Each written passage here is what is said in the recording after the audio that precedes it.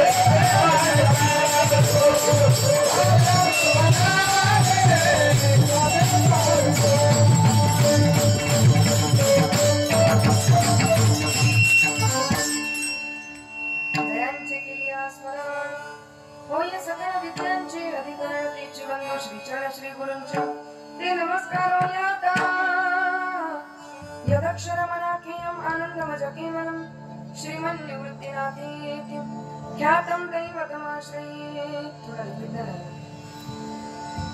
शरदिन्दुसमाकारे परब्रह्मस्वरूपे दासरापीठनिलये श्रीसरस्वतये नमोऽस्तुते मस्तके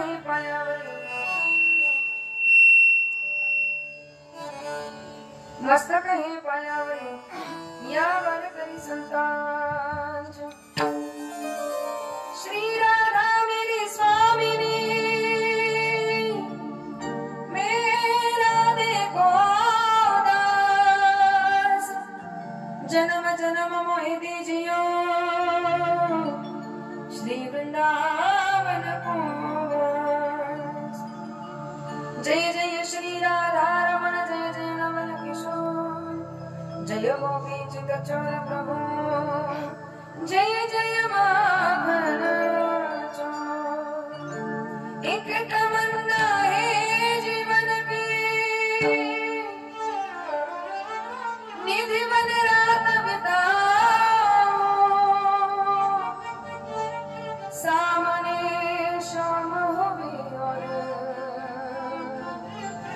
चाहे मैं मर जाऊं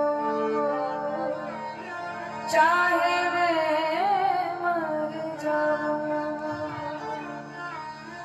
सर्वांनी 2 मिनिटं भजन करायचे हाताने काळी वाजवायची मुखाने भजन म्हणायचे जय जय राधा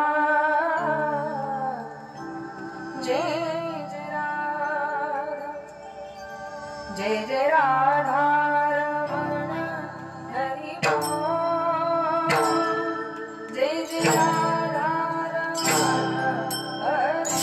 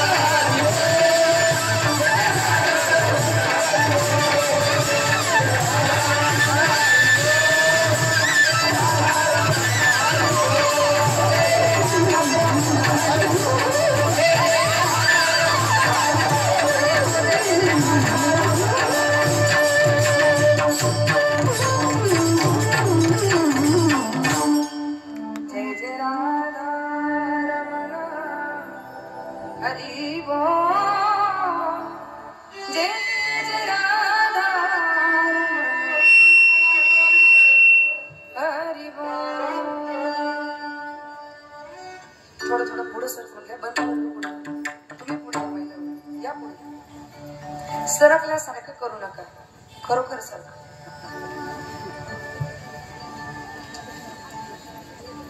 सरका सरका मागचं पण.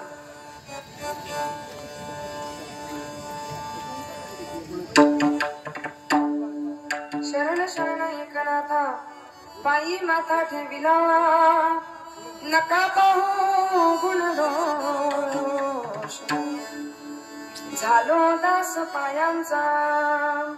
परमात्मा स्वरूप बसलेल्या सर्व श्रोतवृंद मायबाप भगिनींच्या चरणारविंदी विनम्र भावाने अभिवादन करून जगत उद्धारक जगद्गुरु तुकाराम महाराज, मुक्त कैवल्य तेजोनिधी विश्ववंद्य विश्वसंत ज्ञानेश्वर महाराज, संत श्रेष्ठ प्रेममूर्ती नामदेव महाराज, ब्रह्मचित्कला आदिशक्ती मुक्ताबाई, भक्त जन हृदय साम्राज्ञी जनाबाई, संत श्रेष्ठ प्रेममूर्ती निळोपराय आदी करून सर्व संतांच्या चरणी साष्टांग प्रणिपात करते आणि आपल्या या अखंड हरिनाम उत्सवातील तृतीय दिवसीय हरिकीर्तन रूपी सेवेला प्रारंभ करते. विठ्ठल विठ्ठल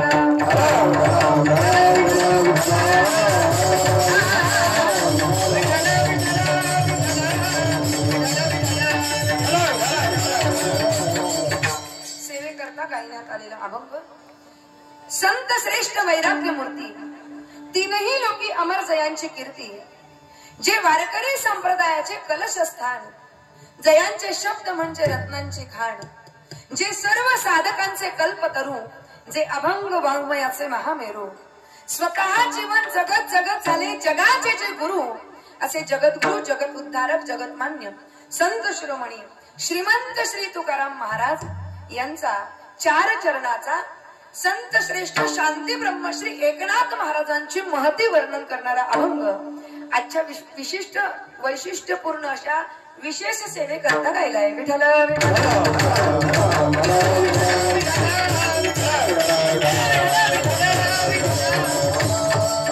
सेवेला प्रारंभ करण्या अगोदर दोन शब्दांचा परिचय देणं, परिहार देणं वक्त्याचं आद्य कर्तव्य असतं आणि याच नियमाला अनुसरून आज आपल्या या परिसरामध्ये सुरू असलेला हा अखंड हरिनाम उत्सव आणि या उत्सवातील अद्वितीय उत्सवातील तृतीय दिवसाची ही हरिकीर्तन रूपी सेवा आणि त्यातली त्याच ही संत श्रेष्ठ शांती ब्रह्मश्री एकनाथ महाराज यांच्या षष्टीची ही कीर्तन रूपी सेवा माझ्यासारख्या पामराकडे आलेली आहे. तसा तेवढा माझा अधिकार नाही की मी एकनाथ महाराजांच्या षष्टीचं कीर्तन करावं, तेवढा अधिकार नाही, तेवढी योग्यताही नाही, परंतु तरी सुद्धा आपल्या सर्वांचं प्रेम आणि म्हणून आज मी या ठिकाणी उभी आहे. तरीही माऊलींच्या भाषेत कीर्तन करायच्या अगोदरच हात जोडून प्रार्थना करेल. न्या बालक बोबुडा बोले, का वाकुडा विचुका पावले, ते चोज करुणी माऊली रिजे जीवी. या न्यायाप्रमाणे आपण ही सेवा गोड करून घ्याल ही विनंती, ही अपेक्षा. विठ्ठल विठ्ठल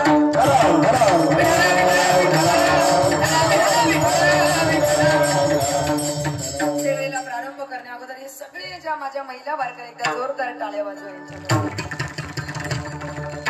आता जेवढ्या महिला वारकऱ्यांसाठी जोरात वाजवल्या तेवढ्या बंधू वारकऱ्यांसाठी जोरात वाजवल्या आणि आता दोघांसाठी जेवढ्या जोरात वाजवल्या त्याच्यापेक्षा दुपटीने या बाल वारकऱ्यांकरता वाजवल्या. बाल वारकरी किती छान धोतर नेसून, किती मला असं वाटतंय महाराज बर का, आज मी आपल्या या मौना गावामध्ये कीर्तन करत नाही, या कॉलनीमध्ये यादव नगर मध्ये कीर्तन करत नाहीये, तर मला असं वाटतंय की मी एखाद्या पंढरपूरच्या फडावरच कीर्तन करतो. पळतात, मला असं वाटतं येतात काही इथपर्यंत पण येऊन परत मागं फिरतात. बरं नुसते वारकरी म्हणजे नुसता कुर्ता घातले, धोतर सुद्धा किती छान नेसलंय. हा शिवून घेतलंय का नेसलं? बरं नेसलंय का? वा वा वा, नेसलेलं आहे धोतर, वा किती छान आहे. हे सगळे बाल वारकरी, महिला वारकरी 19 आहेत, बंधू वारकरी 10 आहेत, बाल वारकरी 15 आहेत. लगेच मोजू नका, नंतर मोजू. विठ्ठल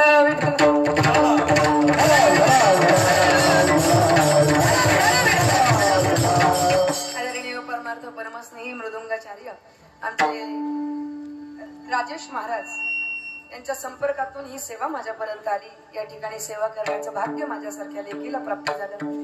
सर्व गायक वादक मंडळी, आदरणीय महाराज बाजीराव महाराज या ठिकाणी कीर्तन करता उपस्थित आहेत. हे सर्व महाराज मंडळी ज्ञात अज्ञात असलेली सर्व परमार्थातील ज्येष्ठ वारकरी श्रेष्ठ वारकरी या ठिकाणी उपस्थित आहेत. एकच मृदुंग नाही तर 2-2 मृदुंगाचार्य आजच्या कीर्तनाला आहे. आणि एवढंच नाही तर विनेकरी ताई सुद्धा गोड अशी सेवा या ठिकाणी करता. एका विनेकरी ताईंसाठी ताली वाजवली, सगळ्यांसाठी वाजवल्या बरं का. ही जी साऊंड सिस्टीमची जी व्यवस्था देताय दादा, तुम्ही पण छान अशा प्रकारे साऊंड सिस्टीम ऑपरेटिंग करताय. अशीच 7-11 वाजेपर्यंत राहू द्या.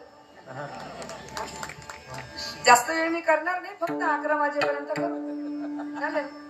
तसंही आपल्या प्रसाद आहे ना, याच्यानंतर जेवण आहे ना. आपली जेवणाची वेळ काय, आपण काय लवकर जेवत नाही घरी असल्यावर. 11च्या पुढेच जेवतो. सगळ्या मालिका संपल्यानंतर जेवतो. त्याच्यामुळे आज मी पण काही कीर्तन जास्त वेळ करणार नाही, फक्त 11 वाजेपर्यंत करू. साऊंड सिस्टीम वाले दादा गोड सिस्टीम आपण ऑपरेटिंग करताय. कॅमेरामॅन पळाले का काय? हा कार्यक्रम आपला नेहमी आपल्या लक्षात राहावा याच्याकरता ही नोंद करणारे कॅमेरामॅन भले मोबाईल का असेल ना, पण ते शूटिंग करताय आणि आपल्याला प्रत्येकाला ते दिसणार आहे ना. का कॅन्सल करणार आहे? चांगलं झालं तर ठेव, नाही तर कॅन्सल. विठ्ठल विठ्ठल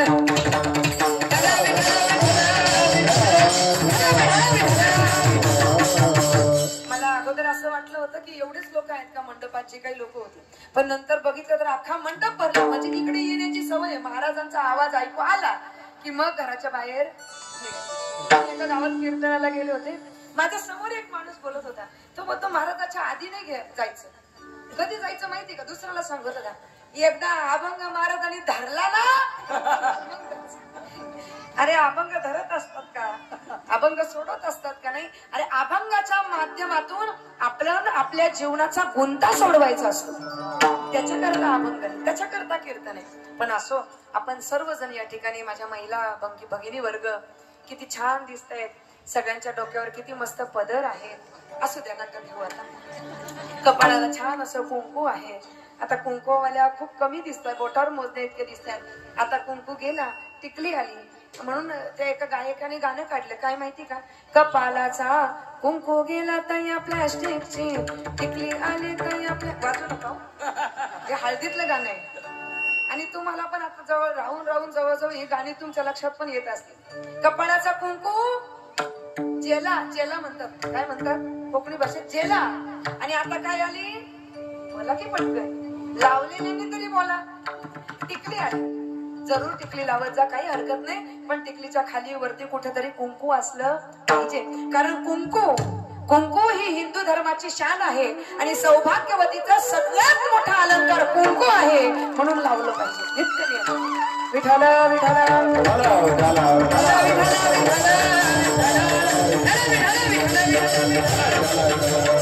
आज नाथ महाराजांच्या समाधीचा सोहळा, षष्टीचा उत्सव ज्याला आपण म्हणतो, पैठणामध्ये आज मोठा उत्सव त्या ठिकाणी चालू आहे.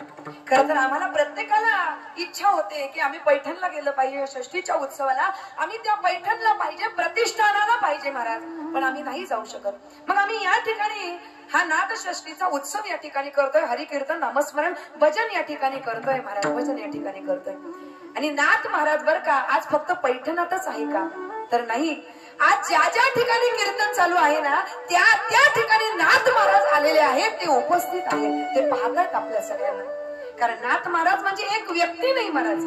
नाथ महाराज एक व्यक्ती नाही, तर नाथ महाराज एक तत्व आहे. काय आहे? तत्व आहे. जसं वारकरी संप्रदायामध्ये आमचे 5 संतांचं वर्णन केले. ते 5 संत म्हणजे 5 तत्व आहेत. ते 5 संत 5 तत्वामध्ये त्या ठिकाणी विलीन झाले. आपण जर बघितलं तर भगवान श्री ज्ञानेश्वर महाराज पृथ्वी तत्वामध्ये विलीन झाले. ज्ञानेश्वर महाराज पृथ्वी तत्वामध्ये विलीन झाले. कबीरदासजी महाराज, समर्थ रामदास महाराज वायू तत्वामध्ये विलीन झाले. कोणत्या तत्वामध्ये? थोडस लक्षात ठेवा जरा. ज्ञानेश्वर महाराज पृथ्वी तत्वामध्ये. पृथ्वी तत्वामध्ये कोण विलीन झालं? संजीवन समाधी. आपण ज्ञानेश्वर महाराजांची आहे की नाही? डोकं ठेवून येतो आपण. जाताना का आळंदीला जाता का आनंदीला जाता? आळंदीला जाता. आळंदीला काय आहे? माऊलींची जगाची माऊली आहे नाही का ती? जगाची माऊली आणि त्या माऊलींची संजीवन समाधी त्या ठिकाणी आहे. म्हणून पृथ्वी तत्वामध्ये विलीन झाले, एकरूप झाले ते म्हणजे ज्ञानेश्वर महाराज. वायू तत्वामध्ये एकरूप झाले ते म्हणजे कबीरदासजी महाराज, समर्थ रामदास महाराज. तेज तत्वामध्ये विलीन झाले त्या म्हणजे ब्रह्मचित्कला आदिशक्ती मुक्ताबाई. आकाश तत्वामध्ये विलीन झाले ते म्हणजे माझे जगद्गुरु तुकाराम महाराज. आणि जल तत्वामध्ये विलीन झाले ते म्हणजे शांती ब्रह्मश्री एकनाथ महाराज. विठ्ठल विठ्ठल. आणि म्हणून पाणी कुठे आहे तर जिथं जिथं जल जल आहे ना महाराज, त्या त्या तत्वाच्या रूपाने नाथ महाराज आमच्या सोबत आहेत. नाथ महाराज व्यक्ती नाही तर एक तत्व आहे. म्हणून आजही या उत्सवामध्ये महाराज आहेत. आणि नवे नवे प्रत्येकाला असं वाटतं मी पैठणला प्रतिष्ठानाला असलं पाहिजे, पण आम्हाला नाही जाता येत. पैठण क्षेत्रीचं एवढं मोठं महात्म्य आहे की आषाढी वारीनंतर सगळ्यात मोठी वारी जर कुठल्या संतांची होत असेल तर ती पैठणच्या एकनाथ महाराजांची वारी. जवळजवळ 7 ते 8 लाख भाविक त्या ठिकाणी त्या पैठण क्षेत्री या वेळेला अशी पैठण नगरी अशी दुमदुमून निघाली. उत्सव चालू आहे, विठूचा गजर चालू आहे, हरिनामाचा गजर त्या पैठणामध्ये चालू आहे. खर तर हरिनामाचा गजर करणं हे आम्हाला आवडतं. वारकऱ्यांचा हा स्वभाव आहे, मनुष्याचा स्वभाव आहे. देखे मनुष्य जात सकळ हे स्वभावता भजनशील झाले असे केवळ माझ्या ठाई. उत्सव नाथ महाराजांचा चालू आहे. तसं पाहिलं तर आमचा भारतीय हा जो भारतभूमी आहे या भारतभूमीला उत्सव प्रिय देश असं म्हणतात. आम्हाला उत्सव आवडतो महाराज. सतत उत्सव या भारतामध्ये होत असतो. आम्ही या भारतात जन्माला आलो हे आमचं खूप मोठं भाग्य आहे महाराज, खूप मोठं भाग्य. ज्या भूमीवर आपण बसलेलो आहोत ना, ही भूमी, ज्या मातीवर आपण बसलेलो आहोत, ही भूमी, ही माती सामान्य नाही महाराज. या भूमीचं वर्णन करताना म्हटलंय, मनोज शुक्ला नाम के शायर वे कहते हैं ये मिट्टी बड़ी पुनीत है, ये मिट्टी बड़ी पावन है. हिंदी समझती है ना आपको? मेरे को भी ज्यादा नहीं आती, जुरुक ही आती. वो मनोज शुक्ला कहते हैं ये मिट्टी बड़ी पुनीत है, ये मिट्टी बड़ी पावन है. ये मिट्टी बड़ी पुनीत है, ये मिट्टी बड़ी पावन है क्योंकि ये मिट्टी राम ने चाटी है और कृष्ण ने खाई है. कृष्ण ने खाली है ही माती कृष्ण ने खाली है महाराज. हम उस भारत से आते हैं जो मेरा भारत सत्यम शिवम सुंदरम वंदे मातरम. तो कभी पंजाब वसंत गुजरात मराठा द्राविड़ उत्कल बंगा है. हाँ, मैं उस भारत से आता हूँ. कौन से भारत से? राम के भारत से आता हूँ, जहाँ पिता के एक वचन के लिए पुत्र वनवास चला जाता है. मैं उस राम के भारत से आता हूँ. मैं गौतम के भारत से आता हूँ, जहाँ जनहित के लिए एक राजपुत्र सन्यासी हो जाता है. मैं गौतम के भारत से आता हूँ. मैं उस भारत से आता हूँ. मेरा भारत कर्मण्यवादी का रस्ते गाता है. मेरा कृष्ण कर्मण्यवादी का रस्ते गाता है. महापुरुष होकर भी माँ के हाथों का मार खाता है और महाअवतार होकर भी गली गली में जाकर माखन चुराता है. गली गली में जाकर माखन चुराता है. उस भारत से मेरा भारत प्रेम का प्रतीक, अहिंसा का जन्मस्थान है. मेरा भारत प्रेम का प्रतीक, अहिंसा का जन्मस्थान है. लेकिन नारी का अपमान हो जाए तो भारत का बच्चा बच्चा हनुमान है. बच्चा बच्चा हनुमान है. पढ़ो हमारा इतिहास. एक दुशासन ने हमारे माँ का आंचल खींच लिया तो हमें 100 भाइयों की चिता जला दी. एक रावण ने हमारी माँ का हरण कर लिया तो हमने पूरे राक्षस कुल की लंका जला दी. मैं उस भारत से आता हूँ. मेरा भारत स्त्री का सम्मान करता है, स्त्री को उसके स्वाभिमान से पहचानता है. ही भूमी पवित्र आहे महाराज. हा देश पावन आहे. संतांनी वर्णन करावं, पवित्र ते कूड पावन तो देश. का पवित्र आहे? जेथे हरीचे दास जन्म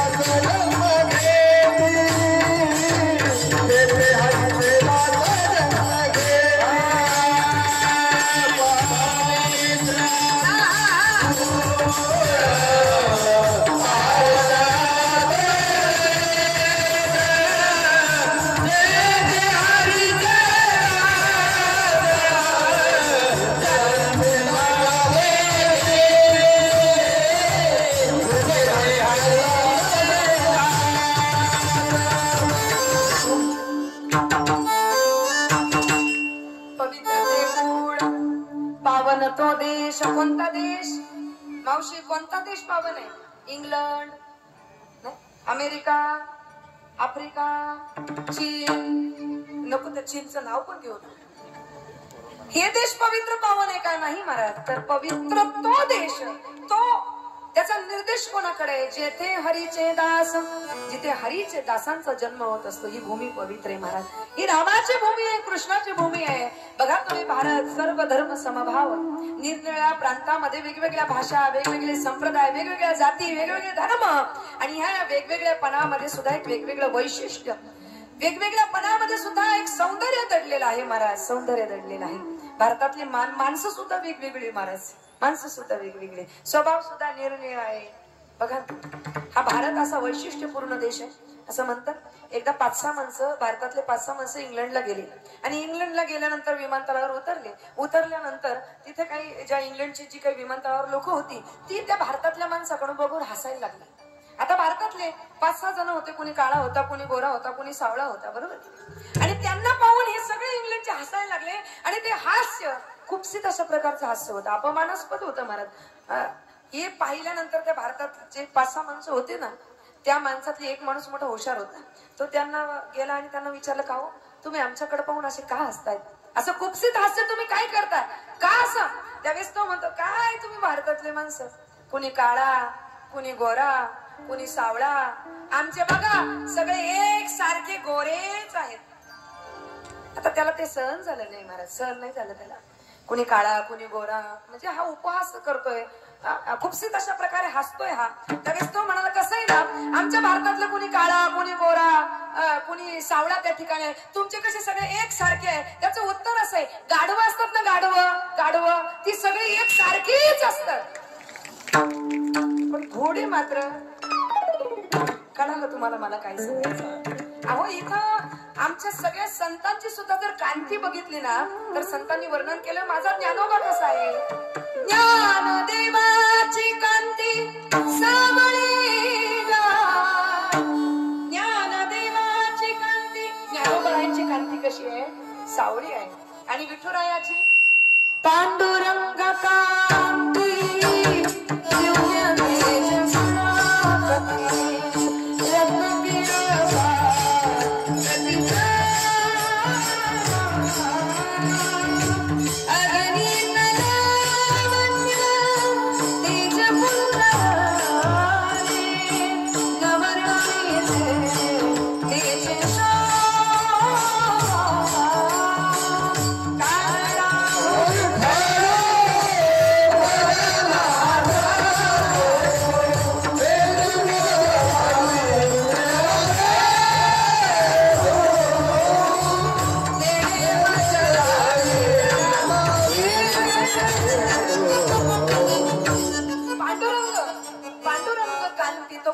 पांडुरंग कसा आहे महाराज, त्याचं वर्णन केलेलं आहे.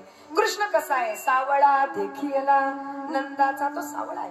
हा भारत विविधतेने नटलेला देश आहे महाराज. देवाने सुद्धा वेगवेगळे अवतार या भारत भूमीमध्ये घेतले. एक नाही, किती नाही, अनंत अवतार घेशी भक्ताकारणे, कनवाळू कृपाळू दिनाला की उद्धरणे, चौयुगांचा भक्त नामा उभा कीर्तन, नवे नवे अवताराचा राशी तो हा उभा विटेवरी शंख चक्र गदा पद्म संहित करी. आणि जेवढे देवाचे अवतार झाले ना, ते त्याही पेक्षा जास्त जर आपण बघितले तर संतांचे अवतार झाले.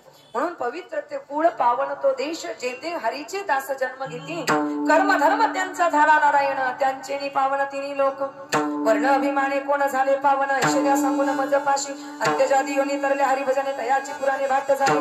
वैश्य धार गोरा तो कुंभार, धागा हा चांबर रोहिदास, कबीर मोमीन लतिफा मुसलमान सेना नावी जाण विश्वदास, कानो पात्र कोदू पिंजारी तो दादू भजनी अभिनवरीचे पाय, चोखा मेळा मंका जातीचे महार, त्यासी सर्वेश्वर ऐक्य करी. नामयाची जणी कोणतीचा भाव, जेवी पंढरी लावती ये सर, मैराळ जनक कोण कोण त्याचे महिमान दयाचे काय सांगू. याता याती धर्म नाही विश्वदास, याता याती धर्म नाही विश्वदास, याता याती धर्म नाही विश्वदास, याता याती धर्म नाही.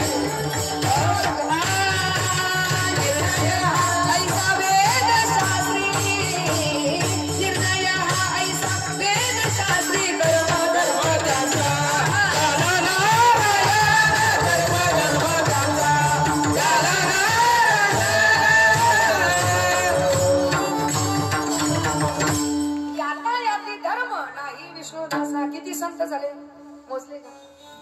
कबीर मोमीन लतिफा मुसलमान, कितीतरी संत आहेत महाराज, कितीतरी संत. आणि या सकळ संतांमध्ये काही वैशिष्ट्यपूर्ण संत आहेत महाराज. काही महत्वाच्या संतांचं वर्णन या वारकरी संप्रदायाने केले. या भागवत संप्रदायाला वेगळं वळण त्या संतांमुळे मिळालेलं आहे. आणि या सकल संतांपैकी आगळं वेगळं वैशिष्ट्य लाभलेले संत म्हणजे शांती ब्रह्मश्री एकनाथ महाराज. विठ्ठल विठ्ठल.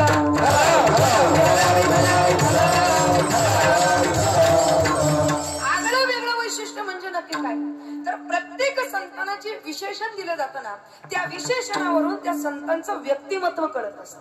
त्या विशेषणावरून त्या संतांचं व्यक्तिमत्व कळत. पण ज्ञानोपारायण विशेषण आहे. काय विशेषण? ज्ञानदेव वैष्णव मोठा. ज्ञानदेव कोण आहे? मोठा वैष्णव आहे, महावैष्णव. ज्ञानोपारायण महावैष्णव म्हटलं जातं. तुकोपारायण विशेषण आहे काय? वैराग्य महामेरू. वैराग्याचा मूर्तिमंत पुतळा, वैराग्य मूर्ती आम्ही तुकोपारायण म्हणत असतो. नामदेव महाराजांना काय म्हणत असतो? संत शिरोमणी, भक्त शिरोमणी. नामदेव महाराजांचं ते वैशिष्ट्य आहे. मुक्ताबाईला काय म्हणत असतो? ब्रह्मचित्कला. ब्रह्माला सुद्धा वेळ लावणारी ती मुक्ताबाई आहे, म्हणून तिला ब्रह्मचित्कला असं म्हणत असतो. आणि नाथ महाराजांना आम्ही विशेषण वापरतो काय? बोला पटकन. तुम्ही शांती नका धरू एवढी. काय विशेषण वापरतो? शांती ब्रह्म. काय म्हणतो? शांती ब्रह्मश्री एकनाथ. कोण आहेत महाराज हे शांती ब्रह्मश्री एकनाथ महाराज? तर या महाराष्ट्रीयन लोकांच्या उद्धाराकरता भगवंताने 3 संतांच्या रूपाने अवतार धारण केला. पहिले संत आहे ते म्हणजे ज्ञानोबाराय, दुसरे संत आहे ते म्हणजे तुकाराम महाराज, आणि तिसरे संत आहे ते म्हणजे एकनाथ महाराज. विठ्ठल विठ्ठल.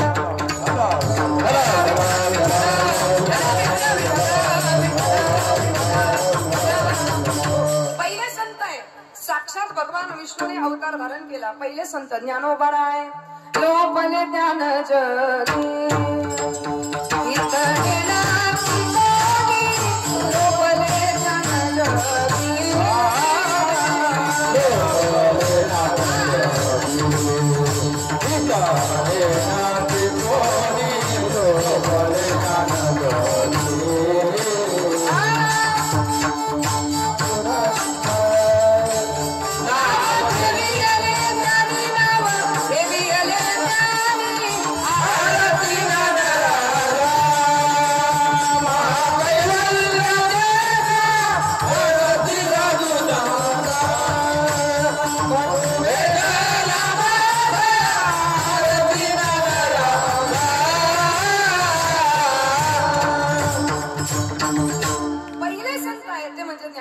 साक्षात महाविष्णूचा अवतार, सखा माझा ज्ञानेश्वर ज्ञानोबाराय. दुसरे तुकाराम महाराज. तुका विष्णू नाही दुजा.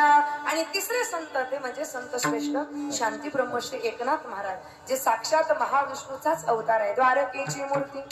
अहो साक्षात भगवंताने त्या ठिकाणी अवतार धारण करून या महाराष्ट्रीयन लोकांच्या उद्धाराकरता संतांच्या रूपाने अवतार धारण केला. त्यामध्ये वेगळे संत म्हणजे शांती ब्रह्मश्री एकनाथ महाराज. शांती ब्रह्मश्री एकनाथ महाराजांचं वैशिष्ट्यपूर्ण वर्णन आणखी आहे. ज्या ठिकाणी लक्ष्मी वास करते ना, त्या ठिकाणी सरस्वती वास करत नाही. आणि ज्या ठिकाणी सरस्वती नांदते ना, त्या ठिकाणी लक्ष्मी राहत नाही. तुम्ही बघा ना, ज्या ज्या ठिकाणी लक्ष्मी तिथे सरस्वती नसते, जिथे सरस्वती तिथे लक्ष्मी नसते. खूप मोठे मोठे श्रीमंत लोक आपण बघतो, पण श्रीमंत लोकांचे जर पोरं पाहिले ना, मुलं पाहिले ना, ती मुलं जर अभ्यासात बघितली तर ती कशी असतात? अजिबात काही चालत नाही. ते फक्त युक्तिवाद इकडून तिकडून. आणि आजकालची मुलं बघितली ना, एवढी हुशार झाली, एवढी हुशार झाली. पण कशामध्ये हुशार महाराज? अभ्यासामध्ये नाही. कशामध्ये? मोबाईल मध्ये. लहान लहान मुलं म्हणतात जंगली रमी पे आओ ना महाराज. ते महाराजांचं नाव खराब करायला. मी विचार करते, जर महाराज जंगली रमीवर गेले तर कीर्तन कोण करेल? लहान लहान मुलं चुकीच्या मार्गात जात आहे. बघा तुम्ही, त्यांचं शाळेत डोकं चालत नाही. एका वर्गामध्ये चित्रकलेचा पेपर होता. चित्रकलेच्या पेपरमध्ये प्रश्न आला होता, आगीन गाडीचं चित्र काढा, ट्रेनचं चित्र काढा. या पठ्याला काही ट्रेनचं चित्र येत नव्हतं. त्याने काय केलं, माथेरानसारखे डोंगर काढले. माथेरान माहिती तुम्हाला? माथेरानसारखे डोंगर काढले, मध्ये बोगदा काढला, खाली लिहिलं गाडी बोगद्यात घुसली. चित्र काय काढलं नाही ट्रेन. शिक्षकांकडे चेक करायला गेला पेपर. शिक्षकाने बघितलं काय रे पठ्याने तर काय ट्रेनचं चित्र काढलं नाही. वरून खाली लिहिलं गाडी बोगद्यात घुसली. शिक्षक त्याच्याही पुढचे होते. शिक्षकांनी लिहिलं पिंट्या गाडी बोगद्यातून बाहेर येणार तेव्हाच मी तुला मार्क. विठ्ठल विठ्ठल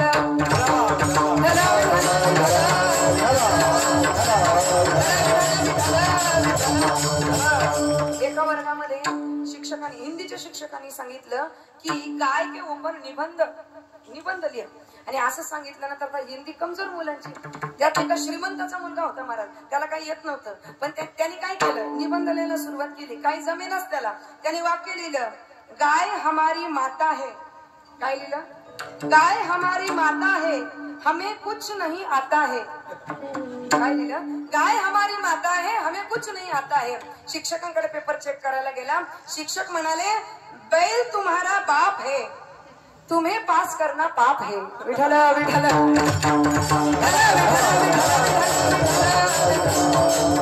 बघा तुम्ही बरेचसे श्रीमंताची जी मुलं असतात त्यांना शाळेमध्ये काही येत नाही. कारण जिथे लक्ष्मी आहे सहसा तिथे सरस्वती नांदत नाही. आणि जिथे सरस्वती आहे तिथे लक्ष्मी नांदत नाही. पण महाराज लक्ष्मी आणि सरस्वती या दोघींनाही एकत्र नांदवण्याचा पुरुषार्थ ज्यांनी केला ते म्हणजे एकनाथ महाराज. विठ्ठल विठ्ठल असे हे एकनाथ महाराज साधी सुधे नव्हते महाराज. एकनाथ महाराजांची जर गुरु परंपरा आपण बघितली तर सगळ्यात श्रेष्ठ गुरु परंपरा ही एकनाथ महाराजांची सांगितली जाते. काय गुरु परंपरा आहे त्या गुरु परंपरेचं वर्णन करताना असं म्हटलेलं आहे जो निर्गुण निराभास जेथून उद्भव शबल ब्रह्मास आदि नारायण म्हणते त्यास जो सर्वासादी गुरु तयाचा ब्रह्मा उपदेशित ब्रह्मा अत्रीस उपदेशित अत्री पाद प्रसादित अवधूत दत्तात्रय शिष्य परंपरा दत्तात्रय शिष्य परंपरा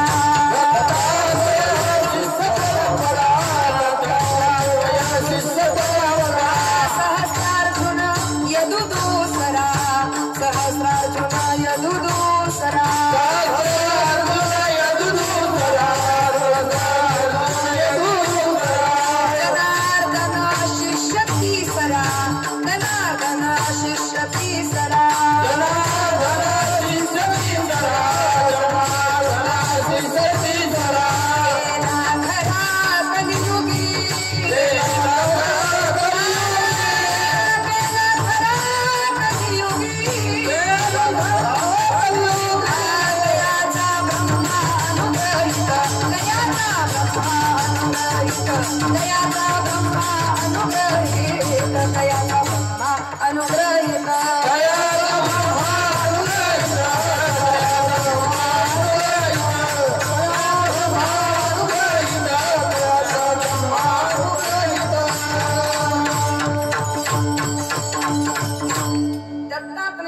परंपरा कुठून चालू झाली आहे जो निर्गुण निराभास जेथून उद्भव शबल ब्रह्मास आदि नारायण म्हणती त्यास जो सर्वास आदि गुरु. आदि नारायणापासून सुरू झालेली परंपरा पुढे कुणाला दिली तर ब्रह्म्याला दिली. ब्रह्म्याने कुणाला उपदेश केला तर अत्रीला उपदेश केला. अत्री आणि अनसूया माता. अत्री म्हणजे काय त्रिगुणातीत असणारे ते अत्री आणि अनसूया द्वेषरहित माता आणि त्रिगुणातीत पिता यांच्या पोटी जन्माला आले ते म्हणजे दत्त भगवंत. आणि मग अत्री पाद प्रसादित अत्रींनी उपदेश केला कोणाला तर जनार्दनाने उपदेश केला. या जनार्दन स्वामींचे 3 शिष्य झाले. पहिला शिष्य तो म्हणजे जनी जनार्दन, दुसरा शिष्य तो म्हणजे रामा जनार्दन आणि तिसरा शिष्य तो म्हणजे एका जनार्दन. विठ्ठल विठ्ठल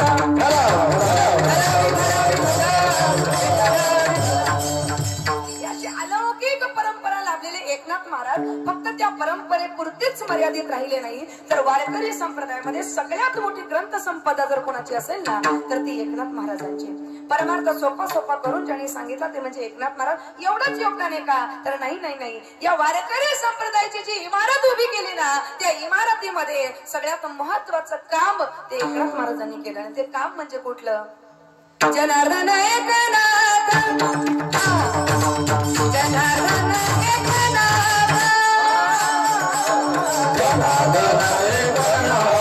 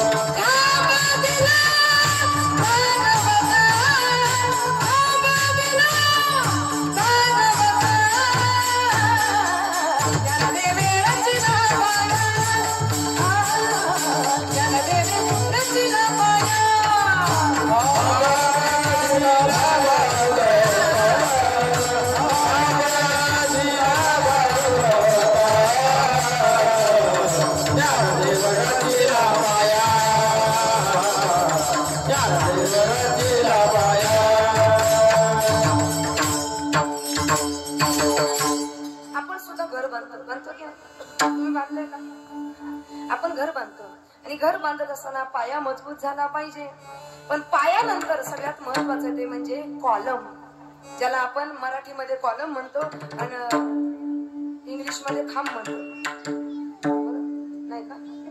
काय म्हणतो? खांब. खांब खांब जर मजबूत असेल ना महाराज, खांब जर मजबूत असेल तर त्या इमारतीमध्ये, त्या घरामध्ये पिढ्यानपिढ्या त्या ठिकाणी राहू शकतात. पण खांब जर लेचा पेचा असेल, खांब जर डळमळीत असेल, तर ज्याने बांधलंय त्याच्या डोळ्यासमोर ती इमारत कोसळल्याशिवाय राहणार नाही. म्हणून खांब कसा पाहिजे? मजबूत पाहिजे. खांब दिला कोणता खांब महाराज? भागवताच्या 11व्या अध्यायावर त्या ठिकाणी विवेचन करून एकनाथ महाराजांनी भागवत नावाचा असा मजबूत खांब या वारकरी संप्रदायात, आणि अशा या वारकरी संप्रदायामध्ये, भागवत संप्रदायामध्ये जनार्दन एकनाथ महाराजांचं हे वैशिष्ट्यपूर्ण योगदान, एकनाथ महाराजांची महती ज्यावेळेस जगद्गुरु तुकोबारांच्या लक्षात आली, जगद्गुरु तुकोबारांनी ज्ञानेश्वरीच्या बरोबर 1000 पारायण एकनाथी भागवताचे केले होते. किती? 1000 पारायण. आपल्याच्याने एक पण होणार नाही. एक वेळ ज्ञानेश्वरीचं पारायण करणं सोपं आहे, पण भागवताचं पारायण, एकनाथी भागवताचं पारायण खूप अवघड आहे महाराज.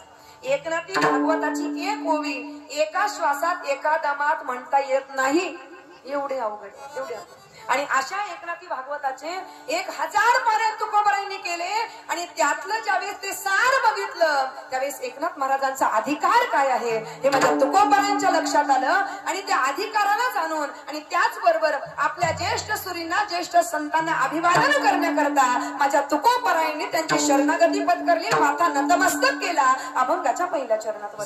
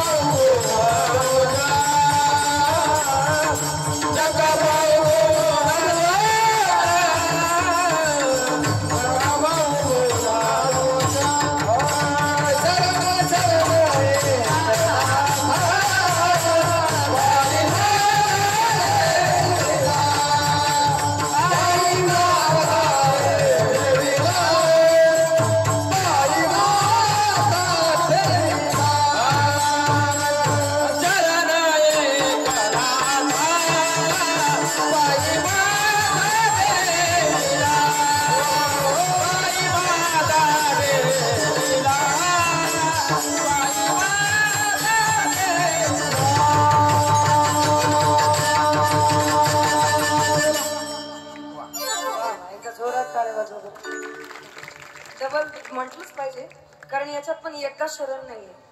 दोनदा आहे. शरण शरण एकनाथा पायी माथा ठेविला एकनाथ महाराजांच्या चरणावर. जगद्गुरु तुकोबरांसारखा महान संत, वैराग्यमूर्ती संत. हो, जगद्गुरु तुकोबरांचा अधिकार सुद्धा सामान्य नव्हता महाराज. महाविष्णूचा अवतार असते जगद्गुरु तुकोबराय, वैराग्य महामेरू, वैराग्य मूर्ती. तुकोबरांच्या गाथ्यातले आज अभंग आम्ही घेत असतो.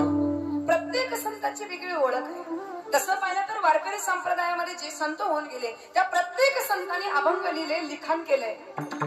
आणि लिखाण करत असताना त्या त्या अभंगाने त्यांची एक वेगळी ओळख ठरली गेली. जसं नामदेव महाराज म्हटले की बाळक्रीडा आठवते. नामदेव महाराज म्हटले की त्यांची बाळक्रीडा प्रसिद्ध आहे. मुक्ताबाई म्हटले की त्यांची ताटीचे अभंग प्रसिद्ध आहे.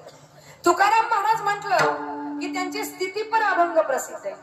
जनाबाई म्हटलं की जात्यावरच्या ओव्या त्या ठिकाणी प्रसिद्ध आहे. तसं एकनाथ महाराज म्हटलं, दादला नको ग बाई मला, दादला नको ग बाई,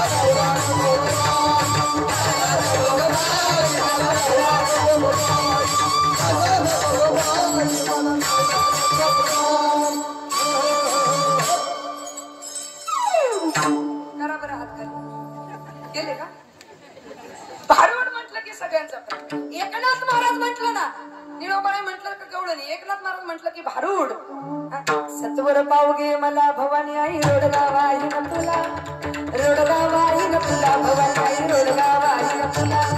सासरी माझा सासरा माझा गावी गेला, सासरा माझा गावी गेला, तिकडे सखपवी आला, तिकडे सखपवी आला.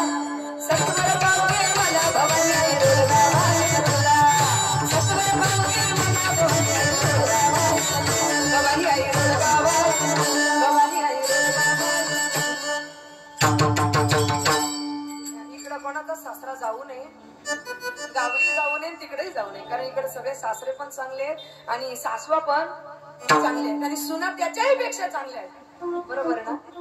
नाथ महाराजांनी अगदी परमार्थ सोपा सोपा सोपा सोपा करून जनमानसामध्ये पोहोचवला. महाराज जनमानसामध्ये पोहोचवला असे हे नाथ महाराज. तुकोबरांसारखे संत शरण येतात. काय अधिकार होता महाराज, काय अधिकार होता. अहो 1-2 वर्ष नाही हो, तब्बल 36 वर्ष. किती वर्ष? 36 वर्ष माझा भगवान परमात्मा राबला. एकनाथ महाराजांचं वर्णन करताना म्हटलंय की जगाचा जो नाथ, जगाचा जो नाथ त्याला जगन्नाथ म्हणतात. जगाचा जो नाथ तो जगन्नाथ, आणि जगन्नाथालाही एक नाथ, त्याचं नाव एकनाथ. आणि देवाचं आणि एकनाथांचं नातं फार वेगळं आहे. आणि ती देवाचं आणि एकनाथांची जोडी तेव्हाही प्रसिद्ध होती आणि आताही प्रसिद्ध आहे. देवाची आणि एकनाथाची. कधी देवा पुढं तरी एकनाथ उप, कधी एकनाथ मुख्य तर देवा उपमुख्य. तेव्हाही होती ना महाराज. मग जगाचा जो नाथ जो जगन्नाथ, त्या जगन्नाथाचा एकनाथ तो म्हणजे एकनाथ. मग मालकाच्या घरी सेवकाने काम केलं पाहिजे. काय झालं, एकदा एकनाथ महाराज कीर्तनाला उभे राहिले. कीर्तन सुरू केलं, रामकृष्ण हरी. माग म्हणायलाच कोणी नाही. काही काही गावांमध्ये आजही आम्ही जातो ना, कुणी म्हणायला नसतं महाराज. कीर्तनकार येतात, 1-2 लोक असतात, ते कुणी म्हातारा झालेला असतो, कोणी काठी टेकत, कुणी त्याला ऐकू येत नाही. आम्ही काय म्हणतो तो दुसराच म्हणतो. आज बऱ्याच मुंबईमध्ये सुद्धा अशीच परिस्थिती आहे. काही काही लोक आम्हाला कीर्तन करून सांगतात, हा महाराज ते गाणारे तुम्हीच आणा बरं का. म्हटलं ठीक आहे. मग ते ढोलकी वाजवणारे पण, मृदुंग म्हणजे काय ते पण तुम्हीच आणा. बरं ठीक आहे. मग ते विणेकरी ते पण तुम्हीच आणा. बरं ठीक आहे. मग विणा ते पण तुम्हीच आणा. टाळ ते पण तुम्हीच आणा. मी म्हंटल जर सगळं आम्ही जाणतो मग ऐकायला तरी तुम्ही का आणता? श्रोते पण टॅम्पो भरूनच आणतो. अशी परिस्थिती बघा तुम्ही. आजही अशी एकदा एकनाथ महाराज कीर्तनाला उभं राहिले. काय झालं? द्रोपद धरणारच कोणी नव्हतं. देवाला ते पाहवलं नाही आणि देवाने तत्काळ विठ्ठल असं नाव धारण केलं आणि एकनाथांच्या पाठीमागे द्रोपद धरायला लागले. आणि रोज एकनाथ महाराज कीर्तनाला जायचे. विठ्ठल बुवा त्या ठिकाणी द्रोपद धरायचे. एक दिवस एकनाथ महाराजांचे स्वामी म्हणजे जनार्दन महाराज कीर्तनाला आले होते आणि कीर्तनाला आल्यानंतर त्यांनी पाहिलं एकनाथांच्या मागे हा द्रोपद धरणारा, हा गाणारा गायक तरी कोण आहे? आणि याचं गाणं फक्त कानांपर्यंत नाही हृदयापर्यंत पोहोचतं. महाराज कोण आहे म्हणून विचारलं. काय रे बाळा, कुठला तू? माहिती नाही. आई वडील माहिती नाही. नाव काय? विठ्ठल माझं नाव. काय म्हणता? विठ्ठल. लक्षात आलं हा विठ्ठल साधा सुद्धा नाही. महाराज लक्षात घ्या, जनार्दन महाराजांनी त्यावेळेला पैठणवरून प्रस्थान केलं आणि ते दौलताबादला गेले आणि तिथे गेल्यानंतर त्यांनी समाधी घेतली. त्यांचं निर्याण झालं. कधी झालं? ज्यावेळेस कळालं ना की एकनाथ महाराजांच्या कीर्तनात ध्रुपद धरणारा जो विठ्ठल आहे तो सामान्य नाही तर तो महाविष्णू. 12 वर्ष ध्रुपद धरलं. त्याच्यानंतर ती सेवा संपली. मग दुसरी सेवा चालू झाली. काय? श्रीखंड्या चंदन उगाळून करी. श्रीखंड्या त्या ठिकाणी रूप धारण केलं. सॉरी, केशव नावाने रूप धारण केलं आणि त्या ठिकाणी केशव म्हणून चंदन उगाळण्याचं काम करू लागला. 12 वर्ष चंदन उगाळण्याचं काम केलं आणि पुढचे 12 वर्ष श्रीखंड्या म्हणून त्या ठिकाणी पाणी भरण्याचं काम केलं. पाणी भरण्याचं म्हणून आमच्या निळोबरांनी वर्णन केलंय. कावडीने पाणी जागरी चंद्रपाणी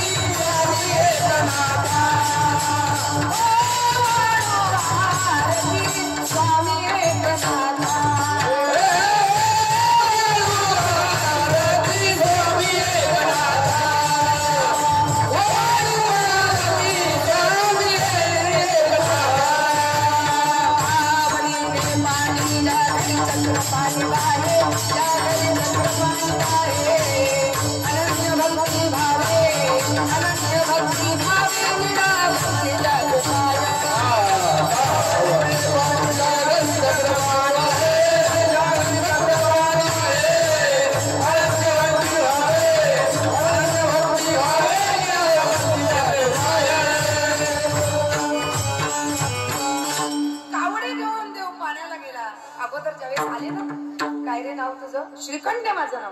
हो का? कशा करता आलाय? साहेब, मालक, स्वामी, जे आपण काम सांगाल ना ते करील, पण या अनाथांना आसरा द्या असं म्हटल्यानंतर सांगितलं. बाबा रे, पाणी भरण्याचं काम आहे, करशील का?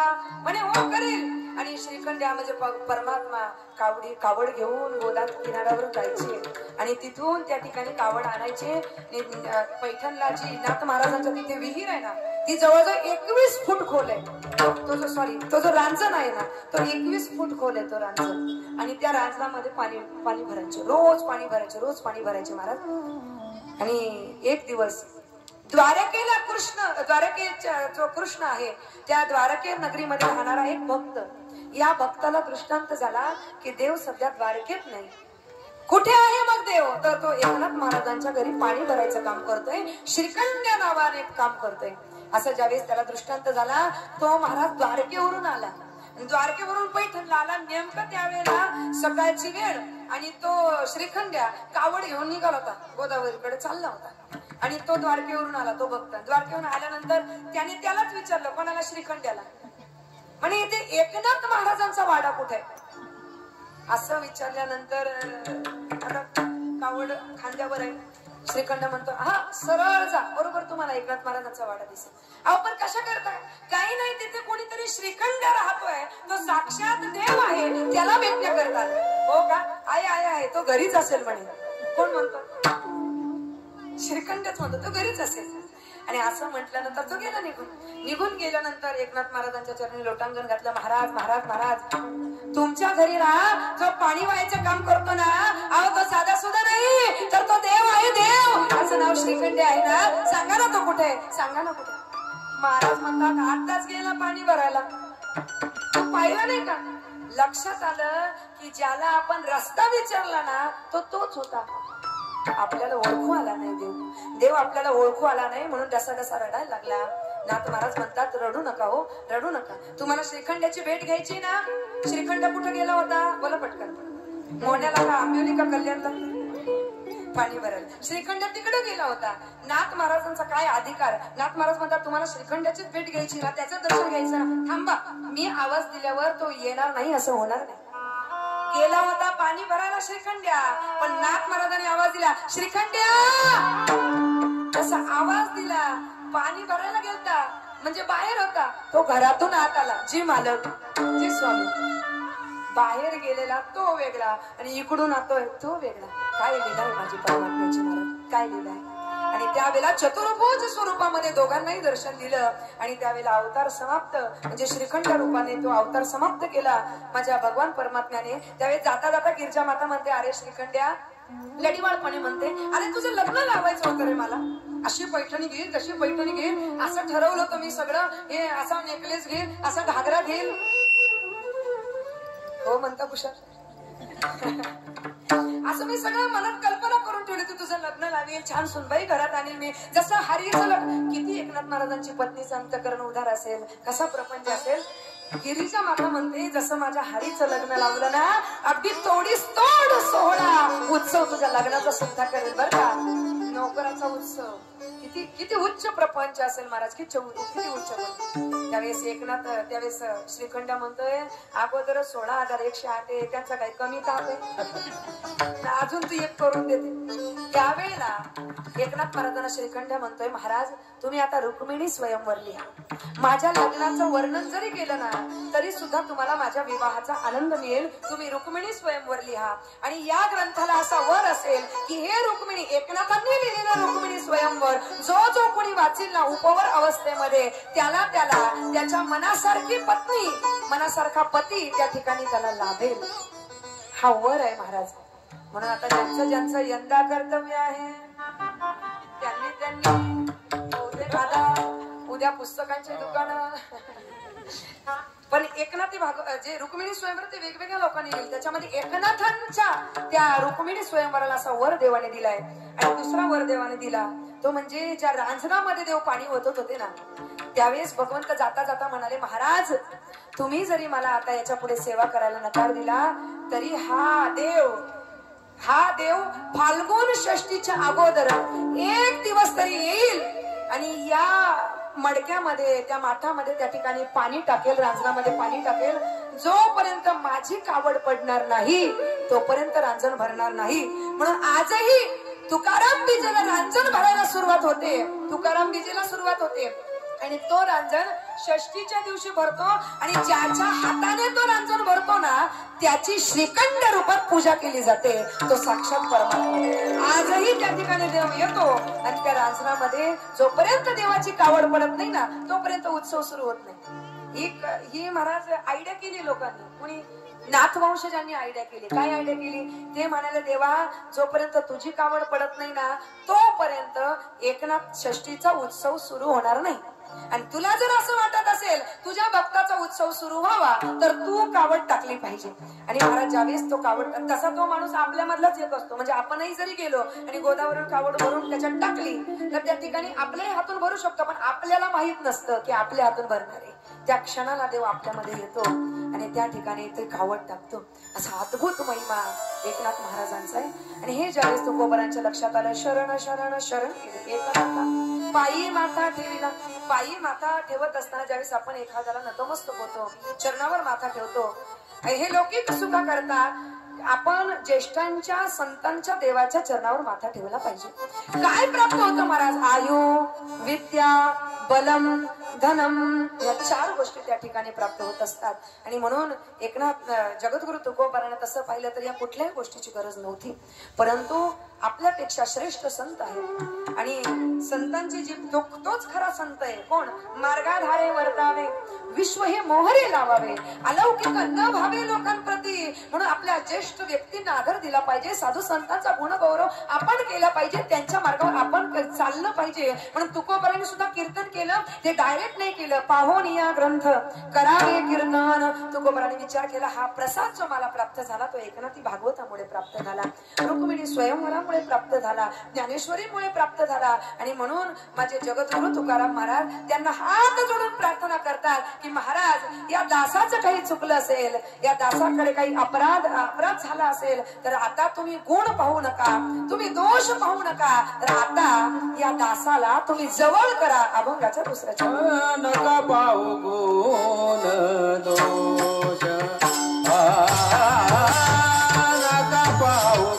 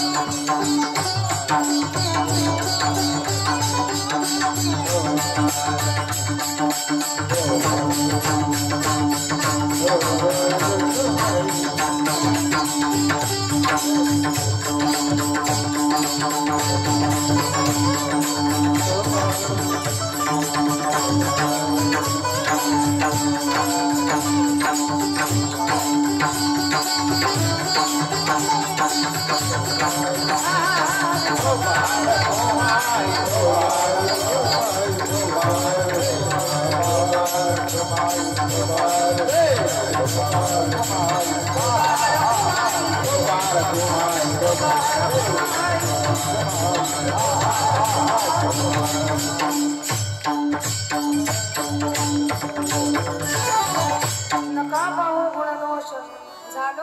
पायांचा एकनाथ महाराजांना अनुसरून तुकोबाराय म्हणतात, आता गुणही पाहू नका, दोषही पाहू नका, तर या दासाला, या सेवकाला जगद्गुरु तुकोबाराय म्हणतात, पायाजवळ घ्या. झालो दास पायाचा, पायाजवळ घ्या. जगद्गुरु तुकोबारायांनी अपेक्षा करावी. तसं पाहिलं तर आजचा हा दिवस नाथषष्ठीचा दिवस आणि संतांचं निर्याण. तसं तर मानवी जीवाला न परवडणार आहे महाराज, कारण संत निघून जाणं म्हणजे आमच्या उद्धाराचा मार्ग वाटा मोकळे होणं. संत सोबत असताना त्यांचा समागम प्राप्त होतो, सहवास प्राप्त होतो. आणि संतांचा समागम म्हणजे साधा सुद्धा नाही, तर तो देवाचाच समागम. देवते संत निमित्त त्या प्रतिमा. तुकोबारायांचा आम्ही डीजेचा उत्सव साजरा करतो. तुकोबारायचा देव वैकुंठाला गेले. नाथ महाराज जलमग्न त्या ठिकाणी झाले, जल समाधी त्या ठिकाणी घेतली. तसं पाहिलं तर आज अनेक गोष्टी एकत्रित आल्या, म्हणून याला षष्टीचा उत्सव असं म्हणतात. 5 पर्व श्रेणी पर्व काळ एकत्रित आले असं वर्णन केलेले. 5 कोणी 5 सांगतं, कोणी 6 त्या ठिकाणी सांगतं. आजचा हा जो काळ आहे, आजची ही जी तिथी आहे, त्याचं वर्णन करताना म्हटले की पहिलं पर्व या ठिकाणी एकत्रित आले म्हणजे एकनाथ महाराजांना त्यांच्या स्वामींचा अनुग्रह जो झाला आणि दर्शन जे झालं ते याच दिवशी झालं. एकनाथ महाराजांचे जे गुरु आहेत जनार्दन स्वामी महाराज, त्यांचा हा जन्मदिवस सुद्धा हाच आहे. तिसरी गोष्ट म्हणजे जनार्दन स्वामींना त्यांच्या गुरुचं दर्शन आणि भेट अनुग्रह तो याच तिथीला या ठिकाणी झाला. ही तिसरी गोष्ट. चौथी गोष्ट, एकनाथ महाराजांचे गुरु म्हणजे जनार्दन स्वामी महाराज याच तिथीला पैठण मध्ये आले. ही चौथी गोष्ट. 5वी सांगितली जाते की याच तिथीला त्या ठिकाणी एकनाथ महाराजांच्या गुरूंनी समाधी घेतली. आणि 6वी गोष्ट सांगितली जाते की याच तिथीला शांती ब्रह्मश्री एकनाथ महाराजांनी सुद्धा जलसमाधी घेऊन शांत झाले. भानुदासाच्या पोळी महाविष्णूचा अवतार असे एकनाथ महाराज सर्वश्रेष्ठ संत. किती उंचीचा प्रपंच आणि परमार्थ दोन्हींची सांगड त्यांनी घातली. तसं पाहिलं तर इतर संत जर बघितले तर तुकोबारायांचा प्रपंच फाटका होता महाराज, फाटका होता. स्वतः तुकोबाराय म्हणतात, आम्ही सदैव सोडके जवळी येता चोर धाके, जावू पुढती भिके कुत्री घर राखीती, स्त्री एक अन्न करिता मेली. तुकोबारायांचा प्रपंच बघा, फार बिकट परिस्थिती. ज्ञानदेवांचं बघा, मुक्ताईने म्हणावं, निवृत्ती ज्ञानदेव भिक्षेशी जाता, सोपान मज सांभाळता.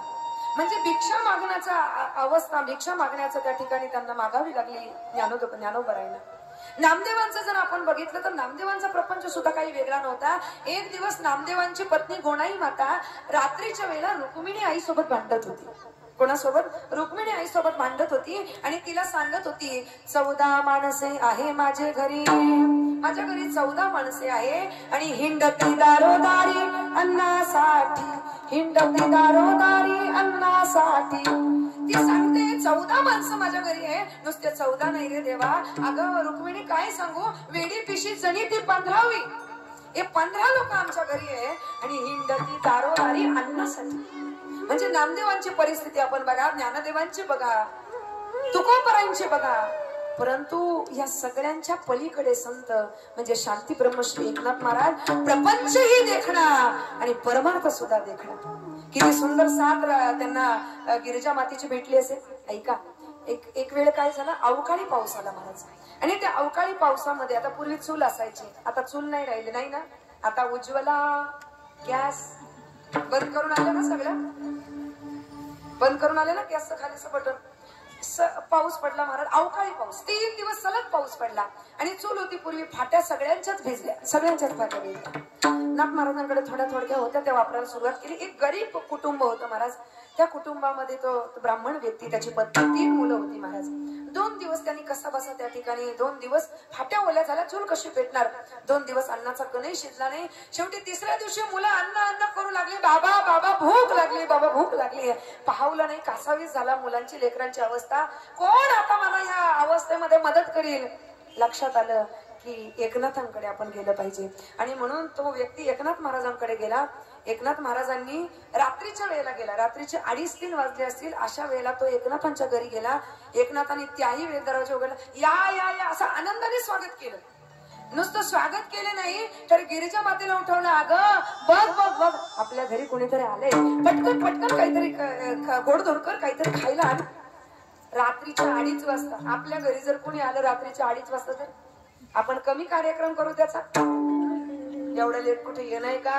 आणि हे काय काय काय धर्मशाळा आहे का? असं कधी पण येत असतात का? आपण अख्खा कार्यक्रम अहो रात्रीचं काय दुपारची झोप मोड करणार जरी कोणी आला तरी आम्ही त्याचा पाण उतारा करतो. पण गिरिजा माता होत्या त्या गिरिजा माता त्या ठिकाणी उठल्या, पाणी दिलं, चहा बनवला. महाराज काही नका. अहो मुलं बाळा अन्न करता करता आता प्राण सोडायला तयार झाले. महाराज काहीतरी थोडीशी फाटी मिळेल का? फाटी मिळेल का? फाट्या लाकूड मिळेल का? एकनाथ महाराज गिरिजा मातेला म्हणतात अगं आपल्या घरात आहे तिथे. तेवढ्याच लक्षात आलं सगळ्यांच्याच फाट्या भिजल्या, आपल्या सुद्धा भिजले. महाराज कुठून देणार फाट्या? त्यावेळेस एकनाथ महाराजांनी वरती बघितलं. एकनाथ महाराजांचं जे घर होतं, जो वाडा होता तो लाकडी वाडा होता. महाराज वरती बघितलं, विचार केला आता ही लाकडं काढायची आणि त्याला द्यायची. पण नंतर विचार केला ही लाकडं काढेपर्यंत तेवढा वेळ आपल्याकडे नाही, काय करावं? तेवढ्यात गिरिजा माता धावत धावत आल्या. स्वामी आपण ज्या पलंगावर बसलाय ना तो पलंग सुद्धा लाकडाचाच आहे, काही काळजी करू नका, देऊन टाका त्याला, देऊन टाका. स्त्रीने एवढ्या मोठ्या उदाहरणाने म्हणावं काय प्रपंच असेल महाराज, काय प्रपंच असेल. एवढा उत्तम प्रपंच, नेटका प्रपंच आणि परमार्थ सुद्धा तेवढ्याच तोडीचा. अहो किती मोठा परमार्थ.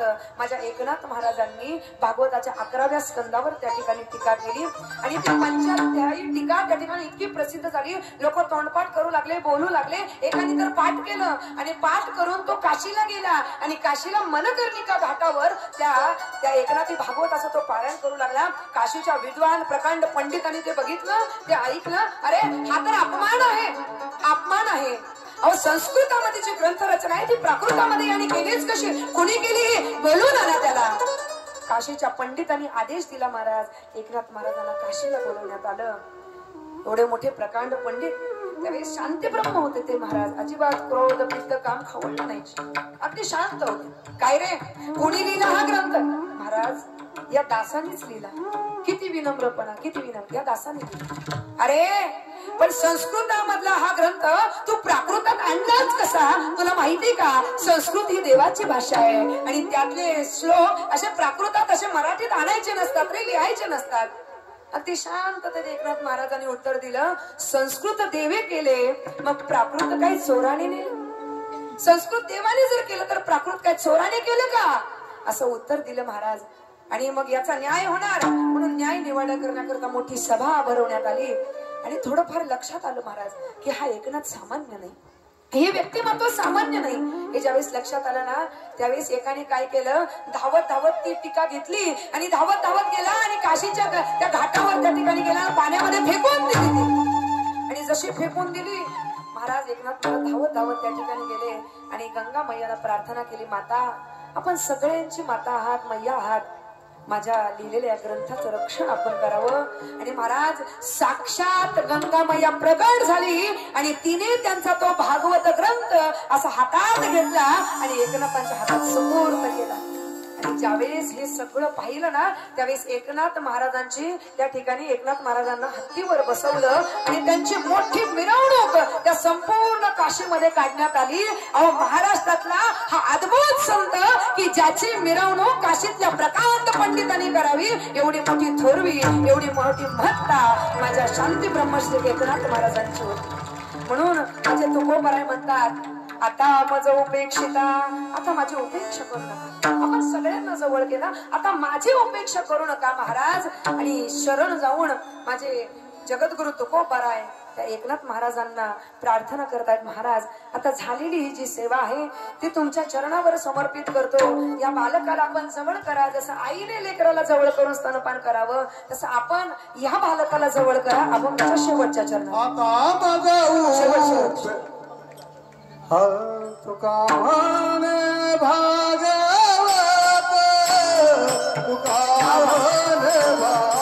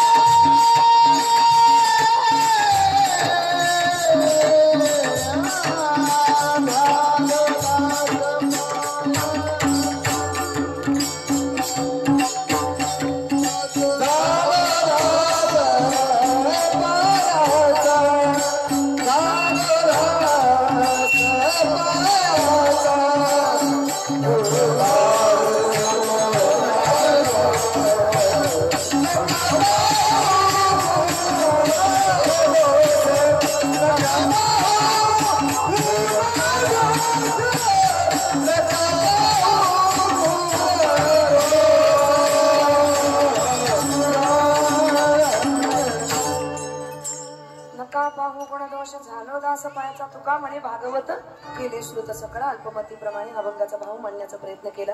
देवासाठी जगा, देशासाठी जगा, धर्मासाठी जगा. ज्या देशात आपण जन्म घेतलाय त्या देशासाठी जगता आलं पाहिजे, त्या देवासाठी जगता आलं पाहिजे, ज्या देवाने नरद दिला. आणि धर्मासाठी जगा. संभाजी महाराजांचा, छत्रपती संभाजी महाराजांचा बलिदान मास चालू आहे. ज्या संभाजी महाराजांनी धर्माकरता बलिदान दिलं, खूप मोठं योगदान दिलं, म्हणून प्रत्येक क्षणाला आम्हाला त्या योगदानाची, त्या बलिदानाची आठवण पाहिजे. छत्रपती संभाजी महाराज म्हणजे मूर्तिमंत धर्म आम्हाला आठवतो. सोडावा धर्म की सोडावा प्राण, हा प्रश्न कधीही न पडावा. सोडावा प्राण परी धर्म न सोडावा, सोडावा प्राण परी धर्म न सोडावा. छत्रपती संभाजींचा त्याग आठवावा, त्यांचं बलिदान आठवावं. महाराज तुळापूरच्या वधस्तंभाला ज्यावेळेस बांधण्यात आलं होतं ना, त्यावेळेस त्यांचं ते तेज बघून, करारी बाणा बघून औरंगजेब म्हणतोय, क्यों पैदा नहीं होता ऐसा एक भी शख्स हमारे जनाने में. आमच्या घरात असा एकही मुलगा का जन्माला येत नाही. आणि उसळले संभाजी महाराज. महाराज म्हणतायत, अरे तुझ्या घरात कसा येईल संभाजी जन्माला, तुझ्या घरात कसा येईल औरंगजेब संभाजी जन्माला. अरे स्वतःच्या बापाला विष बाजून मारणारा तू, स्वतःच्या भावाची खुलेआम कत्तल करणारा तू, तुझ्या घरात संभाजी जन्माला येणार नाही. कारण संभाजी जन्माला येईल तो महाराष्ट्राच्या कुशीत आणि शिवछत्रपतींच्या मुशीत जन्माला येईल. संभाजी महाराजांचं बोलणं ऐकून तळपायाची आग मस्तकात गेली. झप झप पावलं टाके शामी निघून गेला आणि आज्ञा केली, जाओ आंखें निकाल दो उसकी, जबान काट दो उसकी. आता तप्त लालबुंद सळया घेऊन संभाजी महाराजांचे डोळे काढण्याकरता ज्यावेळेस तो सैनिक आला ना, सरसावल्या पुढे सळया घेऊन येतोय. तप्त लालबुंद सळया धुरांच्या रेषेत हवेत सोडत सोडत आत येत आहे, जवळ येत आहे, जवळ येत आहेत. संभाजी राजांनी डोळे मिटले होते अगोदर, कशा करता मिटले? आबासाहेबांची आठवण काढण्याकरता, मासाहेबांना पाहण्याकरता. आणि आता हे डोळे जाणार ज्या डोळ्यांनी स्वप्न बघितली होती गड किल्ल्यांच्या संरक्षणाची, स्वराज्य संवर्धनाची, ते डोळे जाणार. पण घाबरायचं नाही, धर्म करता लढायचं म्हणून डोळे उघडले आणि वाघासारखे डोळे फाडून माझा संभाजी राजा त्या तप्त लालबंद सळ्याकडे बघू लागला. आणि त्या सळ्या जवळ आल्या, जवळ आल्या, जवळ आल्या, इतक्या जवळ आल्या, घुसल्या आत. आणि जितक्या जोरात आत घुसल्या इतक्या जोरात बाहेर आल्या. डोळ्यातली बुबुळ खाली पडली, राहिल्या होत्या फक्त खोपण्या. काळा कबींना अंधार, वेदनेचा कल्लोळ माजला. हवा आमच्या डोळ्यात साधं पाखरू जरी गेले ना, डोळा लाल होतो. रडून रडून रडून आमचे डोळे सुचतात. त्या सळया ज्यावेळेस हातमध्ये घुसल्या असतील तेव्हा किती त्रास झाला असेल माझ्या राजांना. तलवारीने जीभ कापण्यात आली, वळवळत जीभ खाली पडली होती. ती जीभ सुद्धा तयार नव्हती महाराज संभाजी राजांपासून वेगळं व्हायला. ज्या जिभेने जय जयकार केला होता माई भवानीचा, तुळजा भवानीचा, हर हर महादेवचा, ती जीभ पडली होती महाराज खाली. बोकड सोनावना तसं सोडून काढलं राजाला, पण झुकला नाही, वाकला नाही. होता तसाच ताठ निर्भीड औरंगजेबाच्या दरबारात उभा होता महाराज, पण झुकला नाही, वाकला नाही. अहो त्याचं ते मरण बघून, त्यांचं ते मरण बघून, त्यांचा तो बाणा बघून जाता जाता औरंगजेब म्हणतोय, हमने उसकी आंखें निकाल दी लेकिन उसकी आंखें झुकी नहीं हमारे सामने. हमने उसकी जबान काट दी लेकिन उस जबान से मांगे नहीं रहम के दो लफ्ज उसने. हमने उसके हाथ काट दिए लेकिन नहीं फैलाए उसने अपने हाथ हमारे सामने. हमने उसके पैर काट दिए लेकिन नहीं टेके उसने घुटने हमारे सामने. और हमने उसकी गर्दन काट दी लेकिन नहीं झुका वो हमारे सामने. सचमुच छावा है छावा, शेर का छावा. इसीलिए कहते हैं ना, देश धर्म पर मिटने वाला शेर शिवा का छावा था. महापराक्रमी परम प्रतापी एक ही शंभू राजा था, एक ही शंभू राजा था. छत्रपती संभाजी